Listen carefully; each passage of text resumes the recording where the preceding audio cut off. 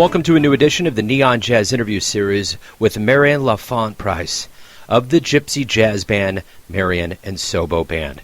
We caught up with her from her current home in Germany to talk about the history of the band, her life and music, COVID, and the band's new 2021 CD called Histories. The band shuttles back and forth between vocal gypsy jazz and swing with hints of Brazil and Balkans in it.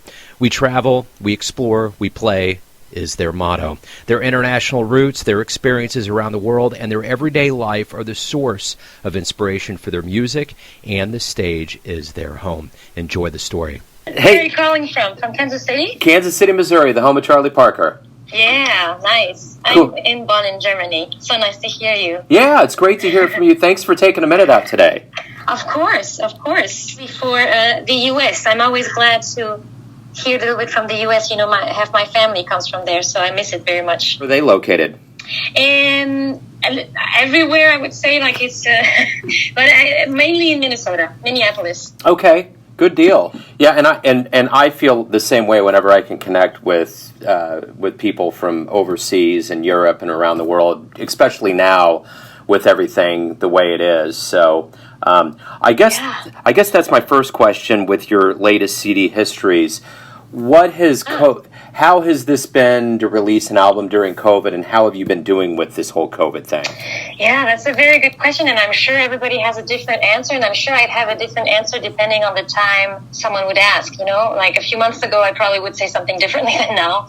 I feel there's a kind of optimism and a hopeful feeling right now that I have, and that I share with my fellow musicians, which is a very nice feeling to have. I think many have this kind of summer is bringing a little hope in this whole situation. The album was planned a long time ago, so we didn't go, like many colleagues that I know who had the time to go in the studio because of COVID and because of a lack of gigs. We had the album planned, the studio was already booked, so we just continue and follow through with our plan regardless of COVID or no COVID. The positive aspect of having more time because of the pandemic was that we had more time to arrange our music. We had more time with Sobo to try out, stuff when we were composing the music. We had a little more time last spring and last summer to think about, let's do this intro differently, or let's try another thing. And so that was a positive aspect of this pandemic. Otherwise, yeah, it's been a crazy ride. Yeah, it certainly has. Well, let's talk about what do you ultimately want the listener to get from this album? How do you want them to feel about what you've produced? I always want the listener to be happy. I want them to feel that they're, especially right now, but our music is a music that makes you travel through our different languages and through our different music style that we have. But especially now more than ever, I think that our style is nice to give this opportunity to, for one song you feel like you're in France, and another song you feel like you're in the US, or for another song you feel like you're in a cafe in Warsaw, or for another song you're in Buenos Aires. So our music influences have always been, we have a wide range of musical influences. Sobo and I, and the rest of the band, but especially Sobo and I, we're travelers. So we always travel when we can every year, either very much to South America, but everywhere we can.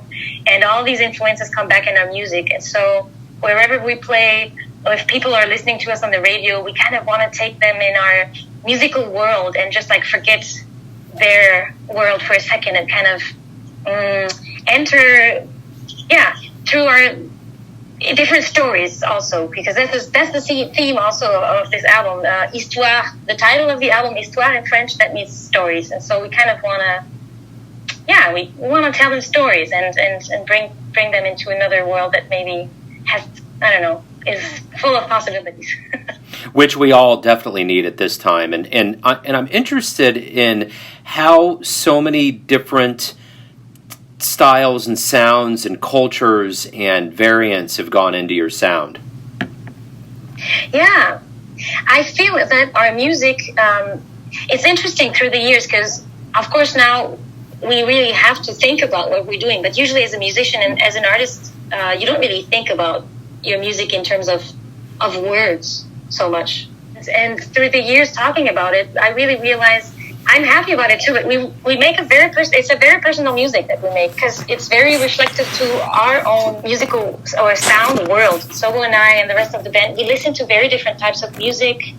As I said already, we travel, so we catch also different kind of sounds, and we're never happy just in one label, in one space. We kind of have to move around. Maybe it's this kind of gypsy jazz influence about it too. We're kind of always on the go. We're always on the move, and so our music is very reflective of this because we have in a swing song we want to have our Balkan influences too, and then we're not in jazz. We're not just in world music. We're not just a French music because we sing in different languages. So yeah, it's a nice blend. How did the band come together? How did all of this form? When did it form, and how did it come together? Sobo and I, we met about 10 years ago, or 11 years ago almost, in the fall. And we all met actually successively at a jazz jam session. So at heart, we are all jazz musicians. And I met Sobo 10 years ago here in Bonn in a little cafe that he was organizing a jam session, and I just came and I said, hey, can I sing a song? And all the guys, because it's basically mostly guys, looked very skeptical. Just a 22-year-old is coming over and we don't know her and she's a singer. Let's try and see what she has to say. And I was very happy that we clicked, and we've been making music ever since. And we decided at the time, hey, let's try and let's play the duets and just try things out. And through the years we expanded. And at that same session we met the violinist, and at the same session we met the double bass player and the guitarist. So over the years we kind of grew as a bigger band. But everybody in the band met on stage. So kind of a nice musical start. The one thing that people think about quite a bit, obviously, with the gypsy jazz is Django Reinhardt. And my question to you is, what would you say about the world of gypsy jazz that maybe the casual fan wouldn't understand? If they're just pigeonholed into this one thought of kind of where it all kind of resonates, how would you explain the gypsy jazz vibe? I would say it's the European jazz. It is European jazz, because you have the U.S. American jazz, that everybody knows with big bands and everything. That's really, and as you said, it's coming from Kansas City, Charlie Parker's city. You have this is the whole, the most well-known part of jazz is the jazz coming from the U.S., but gypsy jazz is really European. So Django Reinhardt originally came from Belgium, I think, not France, but he was very well known through his life in France. And it's the typical traditional lineup of gypsy jazz is at least two guitars, gypsy jazz guitars. So they're built differently and they're very percussive. They're meant also, especially one is meant to be the drums. So to take the role of the drums, because you don't have any drums in that kind of lineup. So you have two gypsy jazz guitars, one double bass, and usually one violin. And so it's an acoustic jazz lineup. And that's really for me, it's really the European jazz. And we took this, we like to mix things up, and so we like to keep the homage to this tradition. So we don't have any drums, although we also play at festivals, and we're kind of proud to show that you can also be an acoustic band and still have people dancing and have energy. And so we added vocals, which you can have, but it's not the typical lineup. Usually when you have vocals in gypsy jazz, then you'd have drums too. There's a well-known singer in New York, Cyril Aimé, who came from France, and she's well-known with her band, and that's what she does, and she has drums. And so gypsy jazz, I would say, is the European acoustic jazz form. The one thing that I think people are going to want, obviously live music is going to boom whenever we get back to live shows, but I think people need, like you were saying, a music that transports them, maybe makes them move. Do you think there's going to be a resurgence of jazz in the world when we all return? I hope so. I hope for any kind of music, but I hope that, especially also for jazz, that I hope that people are going to also think about let's see, equality, but not just like in terms, I don't know, I'm trying to find the right word. I hope that people will, and I think so, will value art again, once you really, like, live stream is not the future. Sorry. Yeah, I agree. It's not the same. We are musicians. We also, and not because it's our lives. I mean, we live, of course, we only live from our concerts. We're musicians who live on stage. That's our, our job and our passion and everything.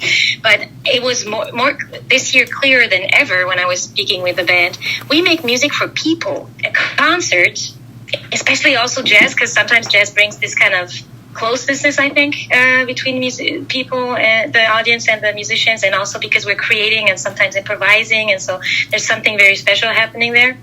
But any kind of concert will show this is a happening. I mean, you can be at home and have your friend cook a great meal, but still you want to be in the restaurant because you want the atmosphere of being in a restaurant.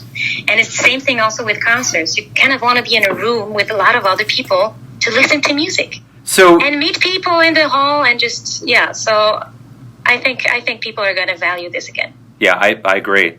So you're in Germany, you have family in Minnesota. Talk to me a little bit about your history and how you got into music. My U.S. American, so my dad comes from the U.S., from Minnesota, and my mom comes from France. I was raised in France with both of them. I was lucky enough to have a French family that was very interested in music from the audience perspective, and an American family that was very interested in music from the musician's perspective. So my aunts are singers and violinists, and my dad played a lot of instruments and was always singing at home. So I was raised in a very musical environment. And I studied, I was too scared to study music when I was 18 because I was scared to, when you have a passion and then you start studying it, I was scared to kind of ruin it for me through the whole, studies thing. So I studied foreign languages because that was really my two passions are music and languages, and they combine perfectly together. It's really fun. And so, I studied languages, was still doing music. During all my studies, I was, creating bands. And then during my studies, I just started to work as a singer. So I finished my studies, but then I just went right through and just continued my gigs and everything as I did before. So that's how I came to music. And everybody else in the band, they're all musicians that went to university, or I don't know how you call it in the States, college of music college or something. Yeah, so they are not self-taught as I am. And it's a nice mix because we all kind of bring our own experiences of how we came to music. If you could get into a time machine and go back in time and see any jazz show or a musician, where would you go? Who would you want to see? If you ask me, of course, I go and listen to Ella Fitzgerald because she's the queen because of scat singing. I think it's just... No, I don't think that anybody, and there are very, very talented singers, male and female, since then, but I think she's just the best of the best. And I think she was a great influence for me as well, to hear singers improvise. And that was something that I really wanted to do, even though I wanted our music not to go to still... There's a kind of ease that I want to have in our music, and that just comes naturally because this is the type of music that we write. So I still wanted to improvise as a singer and still not start being avant-garde or, to experiment. It depends. But the improvisation would be from Ella Fitzgerald, I'm sure. Yeah. That would be great. So let's say you come to Kansas City to put on a show and you have to kind of advertise who you are and what you would offer during a live show, kind of a overview of the band. How would you describe the band? How would you convince somebody to come see one of your shows here in Kansas City? We are a French, German, Polish band, and I sing in 6 languages. We play gypsy jazz with world music influences and chanson French influences. So there you go. In just 3 sentences, you already have a lot of different words showing you how big our musical world is. And as I said before, we make music for people, and we're musicians that really love to be in contact with the audience. So we're never backstage. We're always in the also before the gig or after the gig, we're always hanging out in in the concert hall. So it's kind of nice to also, after the gig, get in contact. Some people come to the CD merchandise stand, and then we just talk to each other. And then during the gig, we also talk to the audience a lot. And so, yeah, we're really curious to know our audiences, and we're very happy to play for them. And as I said before, the music, the stage is really our home. So I think for a lot of people, we had the feedback sometimes that they say it's fun to see that on stage. It's fun to see a band also that's really enjoying what they're doing, also playing with each other. So there are a lot of vibes going on. We're having fun on stage. We're having fun playing for the audience. So there's a lot of vibes, being shared in the concert. So let's talk a little bit about the future and possible gigs and what it's going to be like to get back on stage. So we played our first in-person gig 2 weeks ago, right next to in a little town next to Frankfurt. Of course, so this summer we're gonna tour in Germany. This year it's also because of COVID. Traveling is more difficult. I hope one day that we can come over to the States, because that would be just great. And I'm sure there's an audience there that would be thrilled to hear us too. And for now, we're staying in Germany. We're touring all over Germany this summer, and the big festivals have been canceled because they have a hard time. They're not allowed here. You're not allowed to have too big of a venue this summer because of COVID until September. But it looks good that we're going to play a lot of different gigs, smaller gigs maybe, and maybe a lot of open air stuff. So I was on the phone today also organizing other gigs for already now in June, and it's looking good. So we hope that we'll be touring a lot in Germany this summer. Wonderful. Marion, thank you for taking some time out for Neon Jazz. Good luck with everything. Thank you so much, Joe. Thanks for listening and tuning in to another Neon Jazz interview, where we give you a bit of insight into the finest players in Poland, France, Germany, Kansas City, and spots all over the world, giving fans all that jazz. Thanks to Marion for her time, music, and stories. If you want to hear more interviews, go to Famous Interviews with Joe Davino in the iTunes Store. Visit neonjazz at youtube.com, and for everything Neon Jazz all the time, go to the neonjazz.blogspot.com. Until next time, enjoy the jazz, my friends.